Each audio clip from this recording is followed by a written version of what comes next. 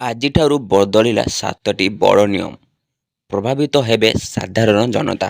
ଖବରଟି ଜାଣିବା ପୂର୍ବରୁ ଆପଣ ଯଦି ଆମ ଚ୍ୟାନେଲକୁ ପ୍ରଥମ ଥର କରି ଆସିଛନ୍ତି, ଚ୍ୟାନେଲକୁ ସବସ୍କ୍ରାଇବ୍ କରିବା ସହ ଭିଡ଼ିଓକୁ ବହୁମାତ୍ରାରେ ସେୟାର କରିବାକୁ ଜମାରୁ ବି ଭୁଲନ୍ତୁ ନାହିଁ। ପ୍ରତି ମାସ ପହିଲାରୁ ସରକାର କିଛି ନିୟମର ପରିବର୍ତ୍ତନ କରିଥାନ୍ତି। ଗ୍ୟାସ୍ ସିଲିଣ୍ଡର ଠାରୁ ଆରମ୍ଭ କରି ପେଟ୍ରୋଲ ଡିଜେଲର ଦାମ ମାସର 1 ତାରିଖରେ ସ୍ଥିର ହୋଇଥାଏ। ଏହା ମଧ୍ୟରେ ଆଜିଠାରୁ ଅନେକ ଫାଇନାନ୍ସିଆଲ ପରିବର୍ତ୍ତନ ହୋଇଛି। ଏହାର ପ୍ରଭାବ ସାଧାରଣ ଜନତାଙ୍କ ପକେଟ୍ ଉପରେ ପଡ଼ିଥାଏ। ଏହି କ୍ରମରେ ଆଜିଠାରୁ 7ଟି ବଡ଼ ନିୟମ ବଦଳିଛି। ପ୍ରଥମଟି ହେଲା ଅମୁଲ କ୍ଷୀର ମହଙ୍ଗା। ମଦର ଡେୟରି ଓ ବେର୍କା ବ୍ରାଣ୍ଡ ପରେ ଅମୁଲ ମଧ୍ୟ ସାରା ଦେଶରେ କ୍ଷୀରର ଦାମ ଲିଟର ପିଛା 2 ଟଙ୍କା ବୃଦ୍ଧି କରିଛି।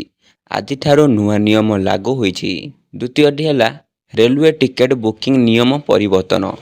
ଭାରତୀୟ ରେଲୱେ ତରଫରୁ ନିୟମ ବଦଳିଛି। ଏବେ ସ୍ଲିପର ଓ ଏସି କୋଚ୍ରେ ୱେଟିଂ ଟିକେଟ୍ ମାନ୍ୟ ହେବ ନାହିଁ।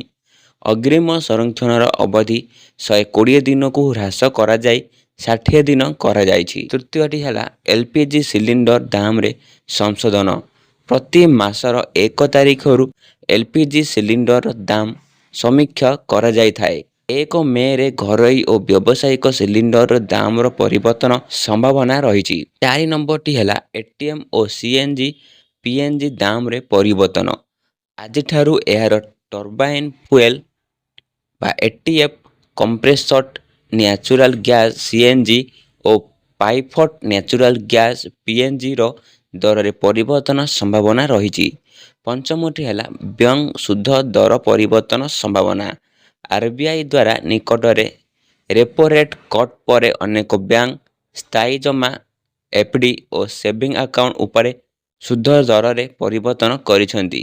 ଏହା ଗ୍ରାହକଙ୍କ ଅର୍ଥାତ୍ ସ୍ଥିତିକୁ ପ୍ରଭାବିତ କରିପାରେ। 6 ନମ୍ବରଟି ହେଲା ବ୍ୟାଙ୍କ ଛୁଟି। ଚଳିତ ମାସର ବିଭିନ୍ନ ଉତ୍ସବ ଓ ସପ୍ତାହ କାରଣରୁ ବ୍ୟାଙ୍କ 12 ଦିନ ବନ୍ଦ ରହିବ।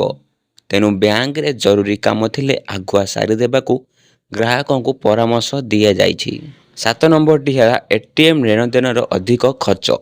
ଆଜିଠାରୁ ଏଟିଏମ୍ରୁ ନେଣଦେଣ ଶୁଳ୍କ 21 ଟଙ୍କାରୁ 23 ଟଙ୍କାକୁ ବୃଦ୍ଧି କରାଯାଇଛି। ଏହି ଚାର୍ଜ ବିତ୍ତୀୟ ଓ ଅଣବିତ୍ତୀୟ ଉଭୟ କ୍ଷେତ୍ରରେ ଲାଗୁ ହେବ। ଏହିପରି ଲାଟେଷ୍ଟ ଖବର ଜାଣିବା ପାଇଁ ଆମ ଚ୍ୟାନେଲକୁ ଏବେ ହିଁ ସବସ୍କ୍ରାଇବ୍ କରିବା ସହ ଭିଡ଼ିଓକୁ ବହୁମାତ୍ରାରେ ସେୟାର କରିବାକୁ ଜମାରୁ ବି ଭୁଲନ୍ତୁ ନାହିଁ।